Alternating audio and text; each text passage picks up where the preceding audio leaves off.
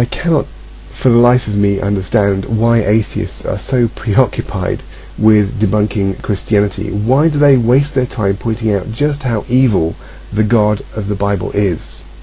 Your God is evil because she drowns people, someone recently wrote to me. Now that's a reference presumably to the flood and or the destruction of the Egyptian army in the Israelite Exodus. But if you don't believe the flood stories, if you don't believe that Moses parted the Sea of Reeds, don't even believe in God, really all you're doing here is shouting at nothing.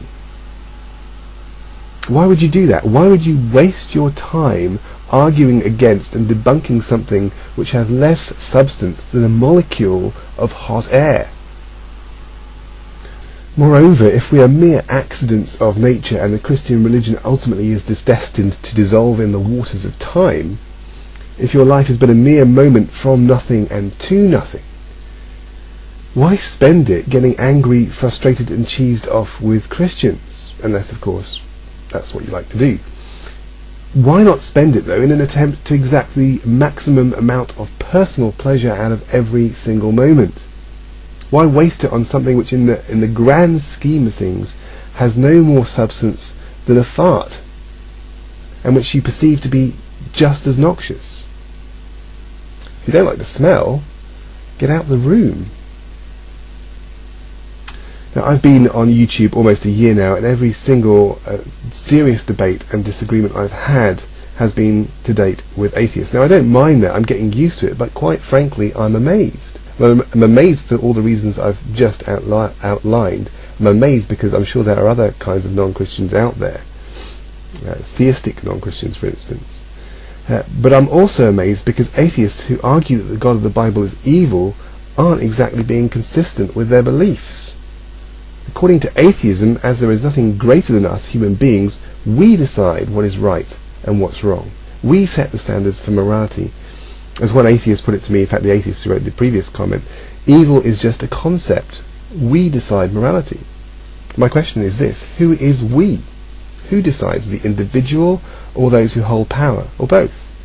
If the individual, then who has the right to arbitrate or make a judgment when there's a moral clash? Who decides between, say, the rapist who reasons he's justified in his actions, or the woman who reasons that sex should be consensual? Who arbitrates, another individual or a collection of individuals?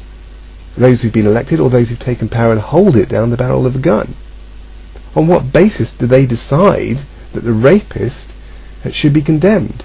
What if they decide the rapist is entirely justified because the woman in question was, say, perhaps a slave or a Jew, or had a different colour of skin, or was just asking for it because of the way she dressed? Or perhaps because she was a man's wife and therefore his property?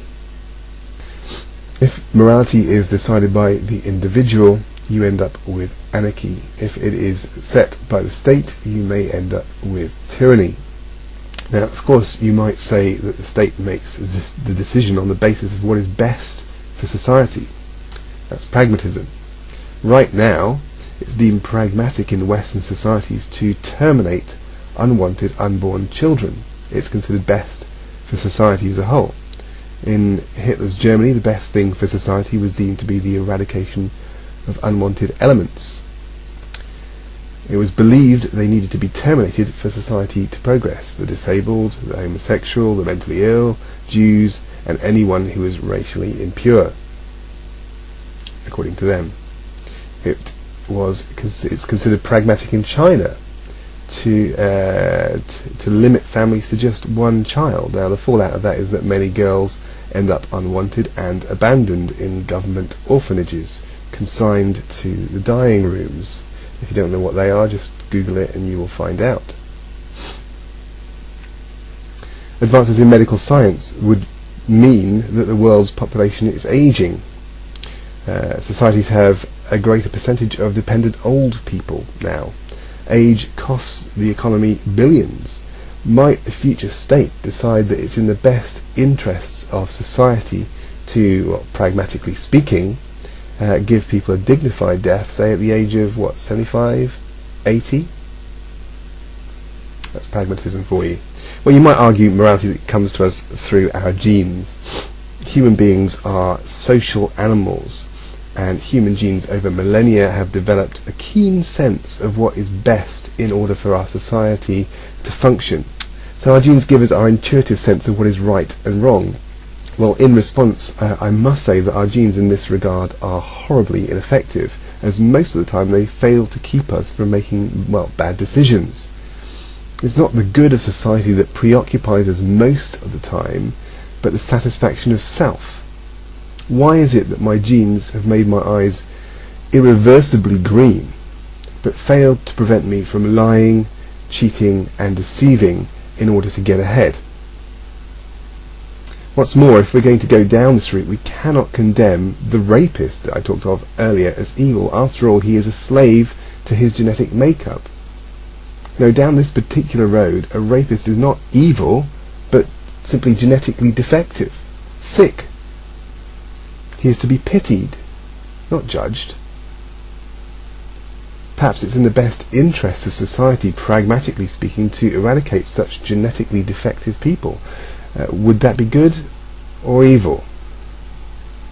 Again, if there's no God, no ultimate arbitrator, who decides? Well, perhaps it's not our genes, but simply the evolution of society. Over the centuries, human societies have learned from their mistakes. A collective knowledge has been built up, gathered, that's passed on from one generation to the next. If so, the world should progressively be a better and safer place to live. Would you not agree? Yet the 20th century has been the bloodiest century in mankind's recorded history.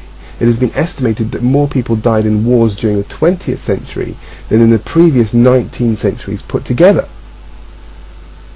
Our advances, it seems, are not in morality but in technology, through which we have devised more efficient and effective methods of killing each other. Educate the human being, and it seems you don't make a better person but a cleverer devil. Of course, atheists argue that those who are more enlightened and educated see that it is ridiculous to believe in any deity. The religious evolution of humanity goes through education, from polytheism to monotheism, and ultimately to atheism. In morality polls, then, atheistic societies like Hitler's Germany, the USSR, the People's Republic of China, Cuba and North Korea should rate very highly indeed. Enough said. But we cannot, with an atheist hat on, condemn such societies as evil. They are merely learning. Of course, such atheistic power brokers believe they have no one to answer to, no ultimate authority and no basis upon which to make their rules, no one to decide what is right and what is wrong, evil and good, save themselves. If a million are allowed to starve for the good of the rest, what is that in the grand scheme of things? After all, we are all destined, like Christianity, to dissolve in the waters of time.